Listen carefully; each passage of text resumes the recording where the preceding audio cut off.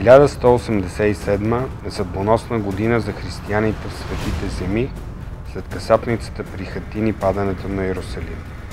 Румен е рицар от ордена на храма.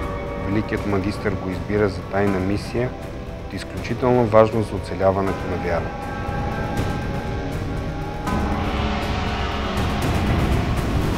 Второто десетилетие на 21 век.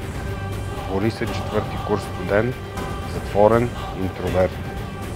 Нане е язитка, родена близо до Мусул, в Ирак.